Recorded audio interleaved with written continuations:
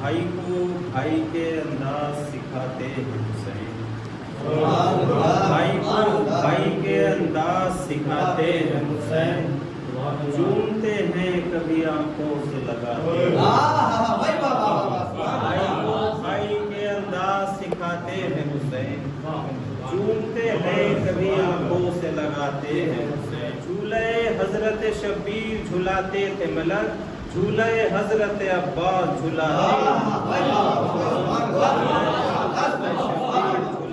تھے ملک، جھولے حضرت عباس جھلاتے ہیں حسین، عباس کا دل ہو کہ نظر ہو کہ جگر ہو، عباس کا دل ہو کہ نظر ہو کہ جگر ہو، ہر گوشے احساس میں رہتی ہے سکینہ، عباس کا دل ہو کہ نظر ہو کہ جگر ہو، ہر گوشے احساس میں رہتی ہے سکینہ، یوں صدیوں سے مشکیزے کو لپٹائے ہے پرچم، یوں صدیوں سے مشکیزے کو لپٹائے ہے پرچم، لگتا ہے بھتیجی نہیں بیٹی ہو سکی،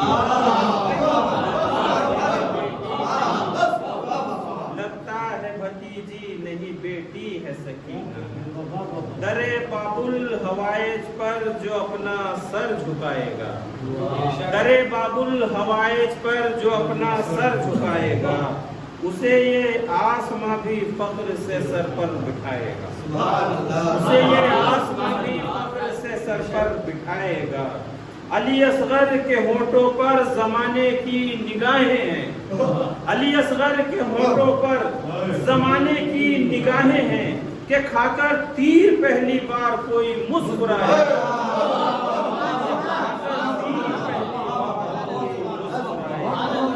علی اصغر کے ہونٹوں پر زمانے کی نگاہیں ہیں، کہ کھا کر تیر پہلی بار کوئی مسکرائے گا، حدود زندگی میں واپسی ممکن نہیں ہوگی، حدود زندگی میں واپسی ممکن نہیں ہوگی، میرا عباس اتنی دور لشکر کو بھگائے گا، حدود زندگی میں واپسی ممکن نہیں ہوگی، حدود زندگی میں واپسی ممکن نہیں ہوگی، میرا عباس اتنی دور لشکر کو بھگائے گا، کروں گا فرش غم جبریل کے ہمراہ مل جل کر، کروں گا فرش غم جبریل کے ہمراہ مل جل کر، جو میں پلکے بچھاؤں گا تو وہ شہ پر بچھائے گا، جو میں پلکے بچھاؤں گا تو وہ شہ پر بچھائے گا، اچانک گر پڑا ہوں میرے ہاتھوں میں علم دے دو، اچانک گر پڑا ہوں میرے ہاتھوں میں علم دے دو، میں پرچم کو اٹھاؤں گا مجھے پرچم اٹھائے گا،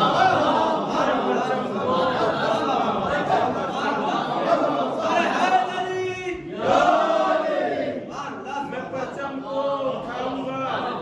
مجھے پرچم اٹھائے گا، اٹھاؤ ہاتھ ماتم کو غم شبیر کی خاطر، اٹھاؤ ہاتھ ماتم کو غم شبیر کی خاطر، یہ ماتم بد نصیبی کی لکیروں کو مٹائے گا، یہ ماتم بد نصیبی کی لکیروں کو مٹائے گا، کروں گا فرش غم جبریل کے ہمراہ مل جل کر، میں پلکوں کو بچھاؤں گا وہ شہبہ کو بچھائے گا، اچانک گر پڑا ہوں میرے ہاتھوں میں علم دے دو، میں پرچم کو اٹھاؤں گا مجھے پرچم اٹھائے گا، اٹھاؤ ہاتھ ماتم کو غم شبیر کی خاطر، یہ ماتم بد نصیبی کی لکیروں کو مٹائے گا، پلٹ کر جا رہا ہوں کربلا سے اپنے گھر، لیکن پلٹ کر جا رہا ہوں کربلا سے اپنے گھر، لیکن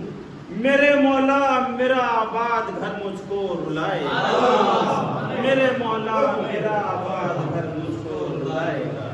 میں بڑے ادب و احترام کے ساتھ گزارش کر رہا ہوں ایک بہت ہی مشہور و معروف شاعر جناب علی امام عصر صاحب کی نوگامی کی خدمت میں کہ وہ تشریف لائیں اور پیش خانی کے فرائض کو انجام دیں۔ آپ حضرات نعرہ صلوات سے ان کا استقبال کریں۔ اللہم صلی علی محمد و آل محمد۔ سے اسی مناسبت سے 4 استعمال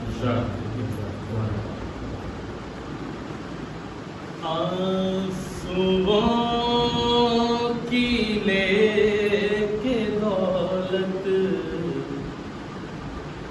ایک عزادار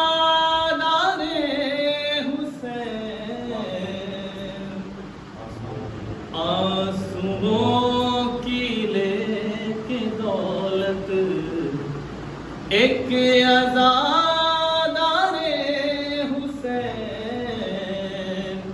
کہ آنسوؤں کی لے کے دولت ایک عزادار حسین، ارے ہو گیا دنیا سے رخصت ایک عزادار حسین، ہو گیا دنیا سے رخصت ایک عزادار حسین، اور عمر بھر رہنا غمِ شبیر میں محو عزا، ارے کر گیا ہے یہ وصیت ایک عزادار حسین، کر گیا ایک عزادار حسین۔ ایک صلوات پڑھ دیجیے، اللہم صلی علی محمد وآل محمد۔ موت کا وقت بھلا کس طرح ٹل سکتا ہے، موت کا وقت بھلا کس طرح ٹل سکتا ہے، ارے دم کسی وقت بھی انسان کا نکل سکتا ہے، دم کسی وقت بھی انسان کا نکل سکتا ہے، اور ذائقہ موت کا ہر نفس کو چکھنا ہے اثر، ذائقہ موت کا ہر نفس کو چکھنا ہے اثر، حکم خالق ہے اسے کون بدل سکتا، حکم خالق ہے اسے کون بدل سکتا۔ جناب علی امام اصغر صاحب جو بہترین کلام حضرات کے سامنے پیش فرما رہے تھے، میں بڑے ادب و احترام کے ساتھ گزارش کرتا ہوں حجت الاسلام غازی ملت جناب مولانا کوکو مصطفیٰ صاحب سے وہ تشریف لائیں، آپ حضرات نعرہ صلوات سے ان کا استقبال کریں۔ اللہم صلی علی محمد رحم اللہ من قرأ الفاتحہ۔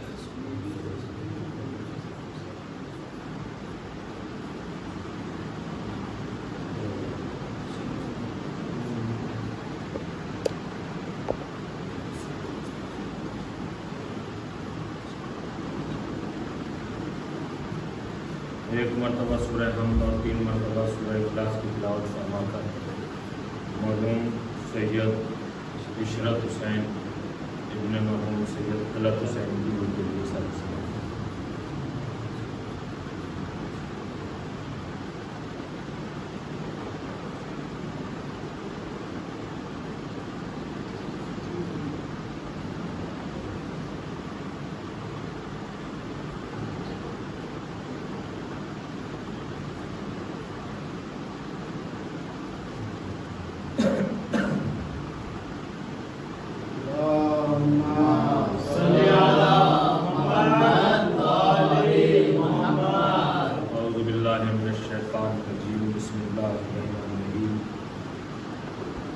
अल्हम्दुलिल्लाहिल मलिकिल कुद्दूसिल अज़ीज़िल हकीम व नहमदुहु व नसल्ली अला रसूलिल करीम साहिबुद्दीन वल इस्लाम वल हिल्ल वल हराम वल रुकन वल मकाम वस्सलातु वस्सियाम वश्शुरूत वल इहकाम वल हुज्जत वल बुरहान वल हक़ वल बयान वल फज़ल वल ihsan वल करम वल इक़राम अन्नबीय्यिल उम्मीय्यिल मक्कीय्यिल मदनीय्यिल क़ुरैशिय्यिल हाशिमी मौलाना अबिल क़ासिम अल्लाहुम्मा सल्ली अला मुहम्मद व आलि मुहम्मद व अला बैतिही तय्यबीन अत्ताहिरीन अल-मासूमीन अल-मज़लूमीन व मिन यौमिना हाज़ा इला क़याम यौमिद्दीन।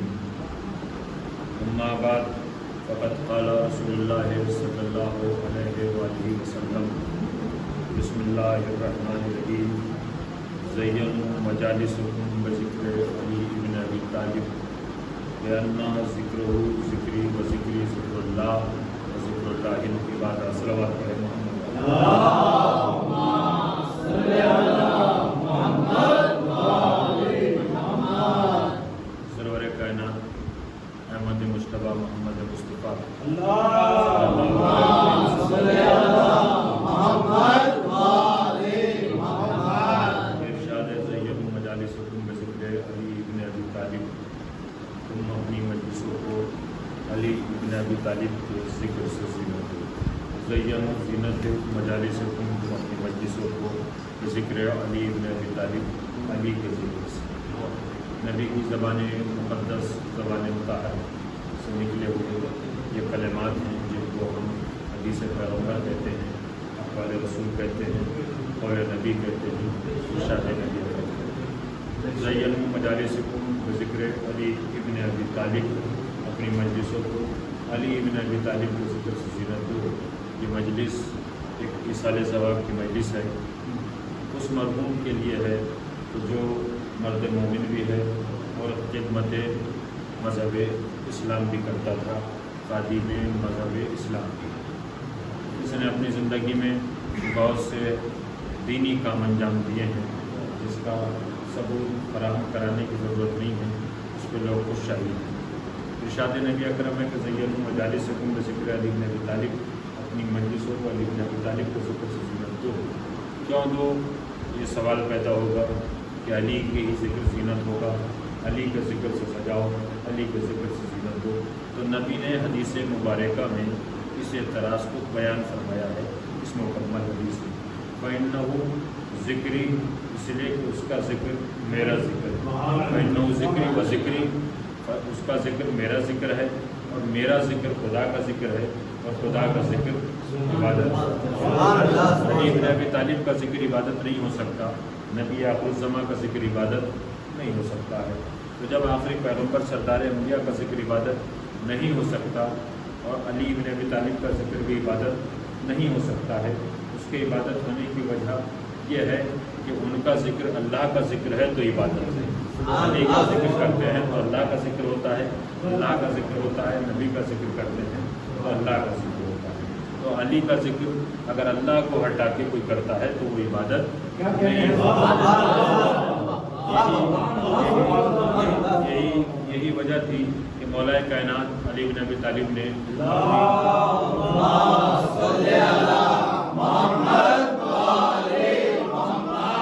अपनी हयात तैयबा में, हयात मुबारका में न कभी गाली को पसंद किया और न कभी खारजी को पसंद किया।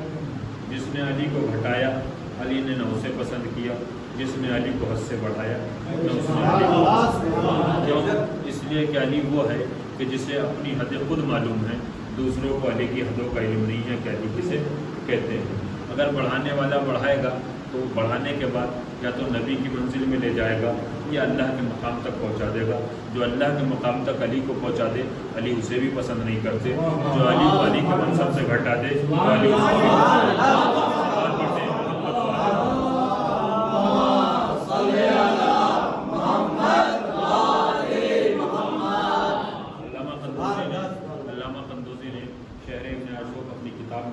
इस बात को भी नकल किया है, इन हदीसों को नकल किया है। अहले सुन्नत के बहुत बड़े आलिम मौलाना उबैदुल्लाह मुरत्तसरी ने अर्जुल मतालिब में इन हदीस को नकल किया है। ملا محمد صالح کشفی حنفی ترمذی نے اپنی کتاب مناقب مرتضوی فی کوکب الدری میں بھی اس حدیث کو نقل کیا ہے۔ پھر نبی نے علی بن ابی طالب کے لیے ارشاد فرمایا کہ ذکر و علی عبادت، علی کا ذکر بھی عبادت۔ علی کا ذکر، ایک حدیث کہی کہ زینت دو، پھر کہا کہ علی کا ذکر عبادت ہے، اس کی وجہ اس حدیث میں بیان فرما دی۔ النظر وجہ علی عبادت، علی کے چہرے کی طرف نظر کرنا عبادت، علی کا ذکر بھی عبادت، علی کے چہرے کی طرف نظر کرنا بھی عبادت۔ پھر نبی نے علی بن ابی طالب کے لیے ایک حدیث ارشاد فرمائی، بسم اللہ الرحمن الرحیم، حب علی عبادت، علی کی محبت بھی عبادت ہے، اور علی کی محبت اسی ظرف قلب میں جاتی ہے کہ جو طیب و طاہر ہوتا ہے، اس کی ذمہ داری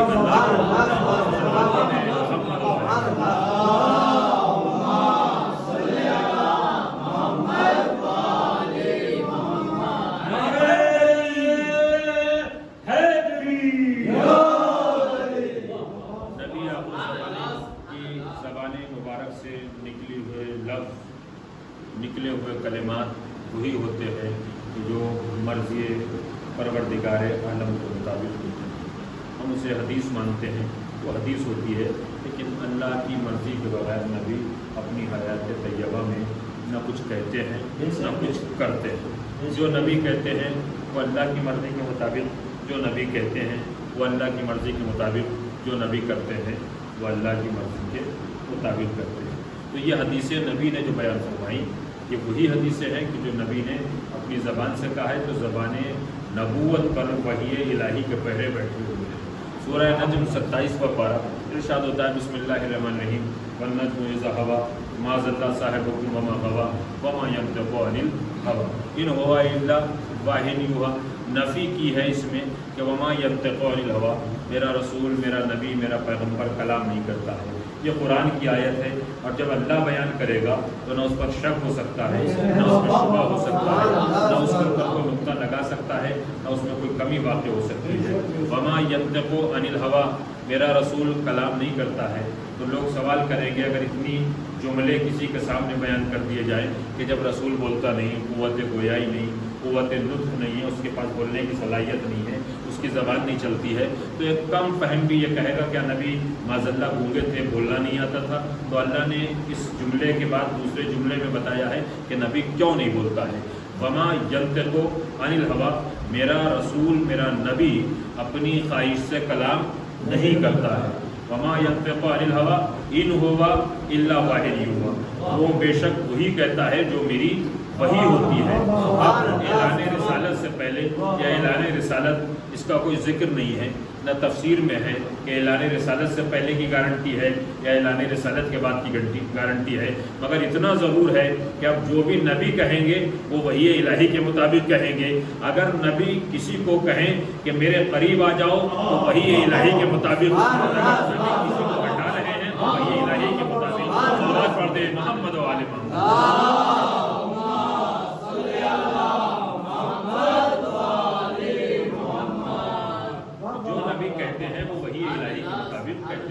میں نے یہ 3 آیتیں آپ کی خدمت میں پیش کی اور 4 حدیثیں نبی آخر الزماں کی، مرحوم کے اصال ثواب کی مجلس ہے، تو دونوں احادیث اور آیات آپ کی خدمت میں عرض کی۔ لیکن علی کا ذکر کیوں عبادت ہے؟ نبی نے کہا علی کی محبت عبادت، علی کا ذکر عبادت، علی کے چہرے کی طرف دیکھنا عبادت ہے۔ اور یہی نہیں ہے، اگر آپ قلم سے علی کا نام لکھیں گے تو وہ بھی عبادت ہو جائے گا، علی کا تذکرہ لکھیں گے تو وہ بھی عبادت ہو جائے گا۔ تو لکھنا عبادت، زبان سے کہنا عبادت، کانوں سے سننا عبادت، آنکھوں سے دیکھنا عبادت ہے۔ ہر شے کی 4 شکلیں ہوتی ہیں، ہر شے کی 4 شکلیں ہوتی ہیں۔ کسی بھی علم میں چلے جائیے، منطق میں، فلسفے میں، ہر شے کی 4 شکلیں ہوتی ہیں۔ مثلاً یہ رومال ہے، اس کی 4 شکلیں ہیں۔ ایک یہ شکل ہے کہ اسے شکل حقیقی کہتے ہیں، حقیقت میں یہ رومال ہے۔ یہ کیا ہے؟ کپڑے کا رومال ہے۔ آپ کہیں گے کیا ہے؟ کہ کپڑے کا رومال ہے، یہ حقیقی شکل ہے۔ اگر چاہیں تو اس سے پسینہ صاف کریں۔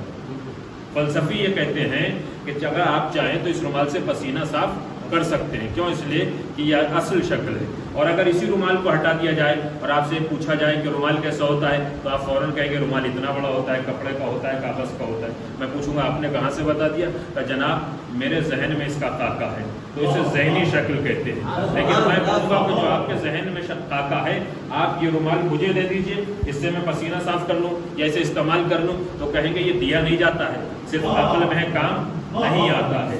میں نے کہا یہ دے دیجئے تو نہیں دیا جائے گا, نہ کام آئے گا نہ دیا جاتا ہے. اسے کہتے ہیں ذہنی شکل. میں نے پوچھا کہ جناب رومال کیسا ہوتا ہے؟ میں نے کہا صاحب رومال ایسا ہوتا ہے. میں نے کہا یہ کیا ہے؟ کہ زبان سے کہا. اسے کہتے ہیں ملفوظی شکل.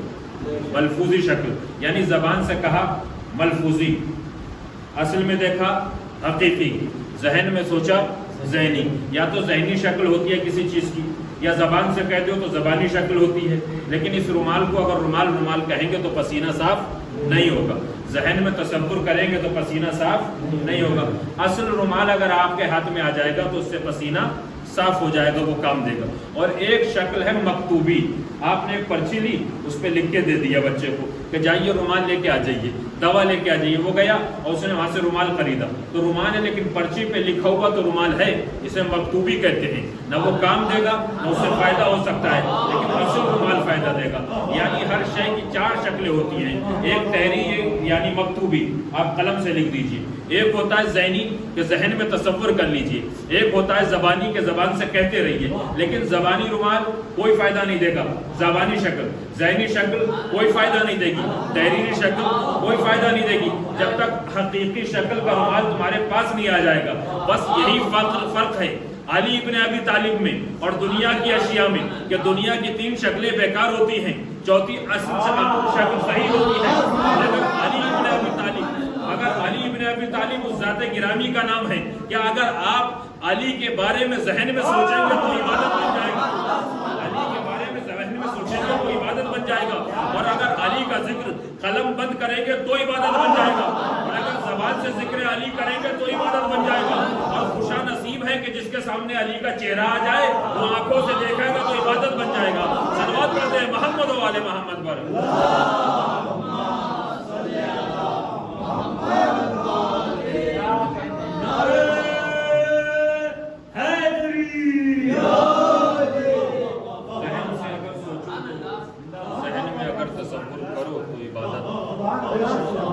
اگر زبان سے کہو تو عبادت, اور اگر قلم سے لکھو تو عبادت.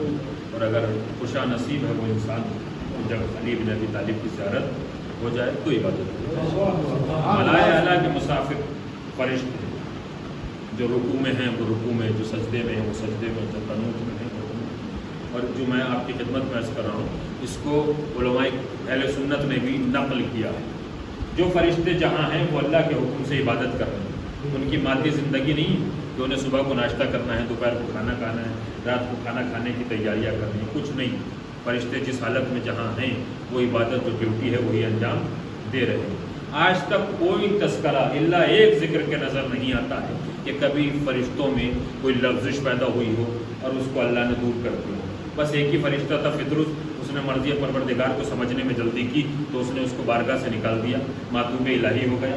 700 سال تک وہ ایک جگہ کے اوپر پڑا رہا, اس کی امامت لے لی. اس نے اللہ کی مرضی کو سوچنے سمجھنے کے لیے جلدی کی تھی تو اللہ نے اس کا منصب لے لیا, اس کی امامت لے لی. وہ فرشتہ تھا. کیوں؟ اس لیے کہ فرشتے کی جو ڈیوٹی ہے, جو کام ہے, فرشتہ وہی رہتا ہے.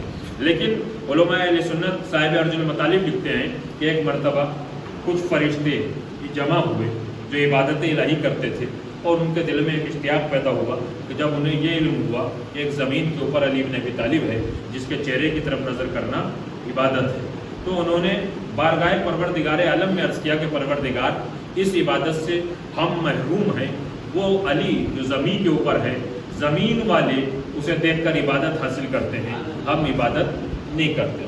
جب انہوں نے اپنی جستجو, اپنی خواہش, اپنی تمنا, اپنی آرزو بارگاہ رب العزت میں رکھی تو پروردگار عالم نے نور کا ایک ممبر عالم نور میں نورانی طریقے سے تیار کرایا. اور جب وہ ممبر تیار ہو گیا تو علی کی شبیہ اس ممبر کے اوپر قائم کی, اور فرشتوں سے کہا کہ دیکھو زمین پر اگر علی ہے تو ہم نے علی کی شبیہ نورانی شکل میں یہاں پہ رکھ دی ہے, تم علی کے چہرے کو دیکھو اور اس سے عبادت حاصل. جب نبی معراج کو گئے اور مسافتیں طے کر رہے تھے کہ اس منزل پر پہنچے کہ جہاں نورانی ماحول تھا، نورانی مقام تھا، اس مقام کے اوپر نورانی ممبر تھا، اس نورانی ممبر کے اوپر علی بن ابی طالب تھے. جب بیٹھے ہوئے تھے تو نبی نے فوراً جبرائیل سے پوچھا، جبرائیل کیا علی مجھ سے پہلے آ گئے؟ کیا علی مجھ سے پہلے یہاں آ گئے؟ یہ علی ہے کہ نہیں؟ سنیے، جب فرشتوں نے اللہ کی بارگاہ میں دعا کی کہ پروردگار ہمیں بھی ایک ایسے علی کی ضرورت ہے کہ جس کے چہرے کی طرف ہم دیکھیں تو عبادت بن جائے، تو اللہ نے علی کی شبیہ، علی کی شکل کو ممبر نور کے اوپر بنا کے رکھ دیا ہے. نبی نے کہا ماشاءاللہ، واہ واہ، سبحان اللہ. تو یہ علی ابن ابی طالب کی ذات گرامی ہے کہ اگر فرشتے بارگاہ رب العزت میں اپنی خواہش کو گزار دیں تو اللہ علی کی شبیہ بنا کے عرش کے اوپر قائم کر دیتا ہے. تو لوگ ہم سے پوچھتے ہیں کہ تم حسین کی شبیہ کیوں اٹھاتے ہو، علی کے روزے کی شبیہ کیوں بناتے ہو، حسین کے روزے کی شبیہ کیوں بناتے ہو؟ شبیہ بنانا سنت الہی ہے، سنت انبیاء نہیں ہے. ہم اللہ کی سنت کے اوپر چل کے حسین کے روزے کی بھی شبیہ بناتے ہیں، علی ابن ابی طالب کے روزے کی بھی. صلوات پڑھتے ہیں محمد و آل محمد.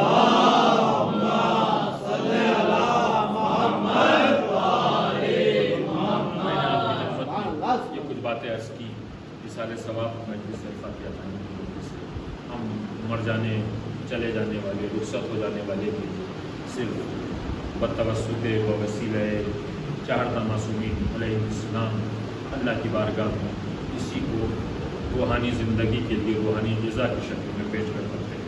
دوسرا کسی کے پاس کوئی ذریعہ نہیں ہے کہ کسی مرنے والے کے لیے اِسال ثواب کر سکے. پورا شو زمانہ ہے، اموات کا سلسلہ جاری ہے.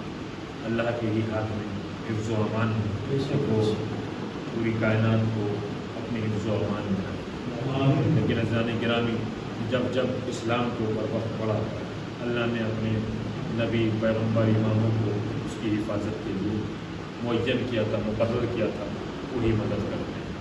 اور یہی وجہ تھی کہ جب عالم ارواح میں تمام روحیں موجود تھیں، عاطف غیبی کی آواز بلند ہوئی، اے میرے پیغمبر، میرے انبیاء، میرے نبیوں، میرے رسولوں، میرے اماموں، یہ بتاؤ کہ واقعہ کربلا کو کون انجام دے گا؟ کوئی ہے کہ جو کربلا کے واقعے کو انجام دے؟ تو وہاں تمام روحیں عالم ارواح میں موجود تھی. آواز کسی کی بلند نہ ہوئی، کسی نے عاطف غیبی کی آواز میں لبیک نہ کہا، کسی نے اس واقعے کو انجام دینے کے لیے سربلندی نہ دکھائی، کسی نے اس کی آواز کے اوپر ہاں نہ بھری.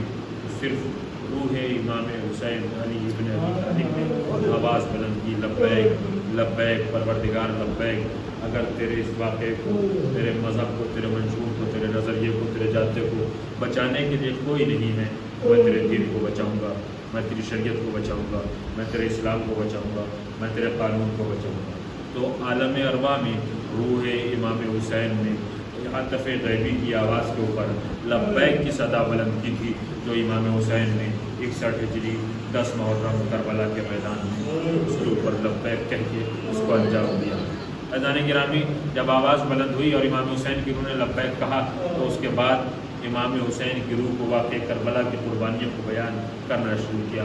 آواز بلند ہوئی، حسین 3 دن کی بھوک و پیاس ہوگی، چٹیل میدان ہوگا، چھوٹے چھوٹے بچے ہوں گے، پانی بند ہو جائے گا، دست دعا نہ بلند کرو گے، تمہارے وقت کا امتحان ہوگا، امتحان دو گے کا پروردگار عالم منظور ہے.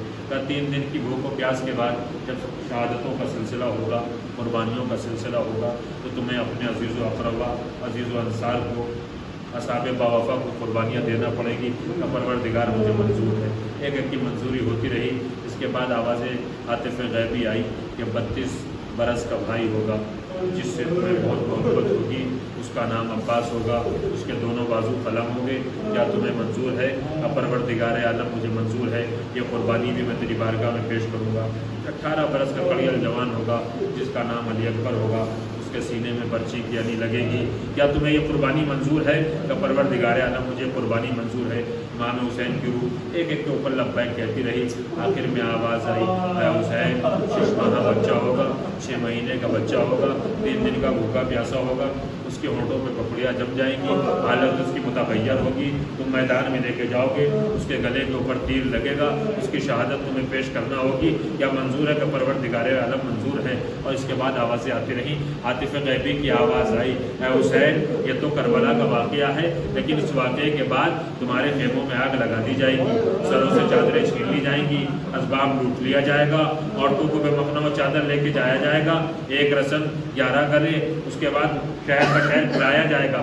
روح امام حسین خاموش ہو گئی, عزادارو روح امام حسین خاموش ہوئی. چوتھے امام سید سجاد کی روح برابر میں کھڑی ہوگی, اس نے آواز بلند کی, لبیک لبیک لبیک پروردگار, اگر یہاں تک میرے بابا کی قربانیاں ہوں گی تو میرے بابا کی شہادت کے بعد ان سارے مناظر کو میں قبول کرتا ہوا, ان سارے مناظر کے اوپر میں امتحان دیتا ہوا شام و کوفہ کی مسافتوں کو طے کروں گا. اللہ اکبر, شام و کوفہ کی مسافتیں کیسی مسافتیں ہیں عزاداران سید الشہداء, ان کے اوپر برداشت کرنا عام بات نہیں ہے, اس لیے کہ کربلا کے بعد شام و کوفہ کی مسافتیں بڑی عجیب ہیں. ایک ذاکر گزرے ہیں جن کا نام علامہ شیخ المہدی ہے, وہ کربلا معلمہ میں شہادت امام حسین علیہ السلام بیان کیا کرتے تھے. ایک دن انہوں نے جناب زینب کی اسیری پڑھی, پڑھنے کے بعد جا کے سو گئے. آپ نے دیکھا کہ سیدہ فاطمہ زہرا تشریف لائی ہیں, رو رہی ہیں, ماتم کر رہی ہیں. علامہ شیخ المہدی لکھتے ہیں کہ جب میں نے دیکھا کہ بی بی گریہ کر رہی تھی تو میں نے پوچھا کہ شہزادی آپ پر ہمارا سلام ہو, کیا آپ اس سے کوئی غلطی ہو گئی؟ کہنے علامہ شیخ المہدی اس سے کوئی غلطی نہیں ہوئی ہے, لیکن جب سے تو نے زینب و ام کلثوم کی اسیری پڑھی ہے میرا 12واں امام بے ہوش ہے, اس کو ہوش نہیں آ رہا ہے. اللہ اکبر, جس کی اسیری کو سننے کے بعد امام زمانہ کو ہوش نہیں آتا ہے, فرشتے آتے ہیں اس کے قدموں سے اپنے بازوؤں کو مس کرتے ہیں. تو نے زینب کی اسیری کو بیان کیا ہے, ہمارا سلام سیدہ زینب جس نے شام و کوفہ کی مسافت کو حالت رکوع میں طے کیا. انا للہ رضن بقضاء اللهم اغفر للمؤمنین والمؤمنات والمسلمین والمسلمات الاحیاء منهم والاموات تابع بیننا وبینہم بالخیرات انکا مجیب الدعوات وانکا علی کل شیء قدیر.